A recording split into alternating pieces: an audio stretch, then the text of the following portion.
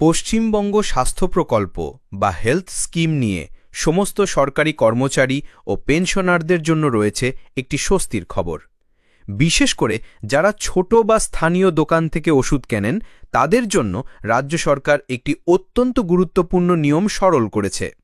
রাজ্য সরকারের অর্থ দপ্তরের মেডিকেল সেল দ্বারা জারি করা নতুন নির্দেশিকা অনুসারে এখন থেকে জিএসটি কম্পোজিশন স্কিমের অধীনে থাকা দোকান থেকে কেনা ওষুধের বিল জমা দিলেও আপনারা চিকিৎসার খরচ ফেরত পাবেন।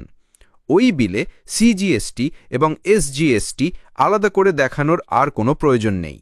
তবে বিনা জিএসটি রেজিস্টার্ড দোকান থেকে কেনা ওষুধের বিল পাবেন না। আসুন পুরো বিষয়টি বিস্তারিতভাবে জেনে নেওয়া যাক। এখনও পর্যন্ত নিয়ম ছিল যে স্বাস্থ্য প্রকল্পের অধীনে ওপিডি চিকিৎসার খরচ ফেরত পেতে হলে জিএসটি নথিভুক্ত দোকান থেকে নেওয়া ট্যাক্স ইনভয়েস জমা দিতে হতো, আর সেই পাকা বিলে সিজিএসটি এবং এসজিএসটির উল্লেখ থাকাটা বাধ্যতামূলক ছিল। কিন্তু এর ফলে একটি বড় সমস্যা দেখা দিচ্ছিল। বহু ছোট দোকানদার, বিশেষ করে গ্রাম ও মফস্বল এলাকার ফার্মেসিগুলি জিএসটি কম্পোজিশন স্কিমের আওতায় পড়েন। আইন অনুযায়ী তারা গ্রাহকদের থেকে জিএসটি সংগ্রহ করতে পারেন না এবং ট্যাক্স ইনভয়েসও জারি করতে পারেন না। এর পরিবর্তে তারা বিল অফ সাপ্লাই নামে একটি বিল দেন। ফলে সাধারণ মানুষ, বিশেষত গ্রামীণ এলাকার উপভোক্তারা সঠিক উপায়ে ওষুধ কিনেও শুধুমাত্র এই বিলের কারণেই টাকা ফেরত পাচ্ছিলেন না। তাদের আসল কেনাকাটার বিলও নিয়মের গেরোয়ে আটকে যাচ্ছিল এবং রিইম্বার্সমেন্টের জন্য বাতিল বলে গণ্য হচ্ছিল। সাধারণ মানুষের এই অসুবিধা দূর করতেই রাজ্য এই নতুন আদেশ জারি করেছে।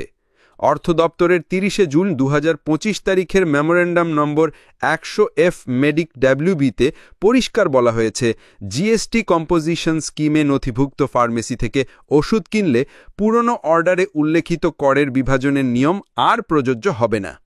এর সোজা মানে হলো, এখন থেকে আপনার বাড়ির কাছে ছোট দোকান, সেটা যদি জিএসটি কম্পোজিশন স্কিমের আওতায় নথিভুক্ত হয়, তবে সেখান থেকে ওষুধ কিনলেও সেই বিল অফ সাপ্লাই দিয়েই আপনি রিইম্বার্সমেন্টের জন্য আবেদন করতে পারবেন।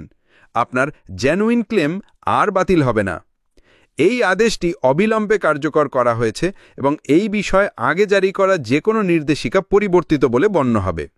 সরকারের এই পদক্ষেপে রাজ্যের লক্ষ লক্ষ স্বাস্থ্য প্রকল্পের উপভোক্তা, বিশেষ করে প্রবীণ নাগরিক এবং গ্রামীণ এলাকার মানুষেরা উপকৃত হবেন।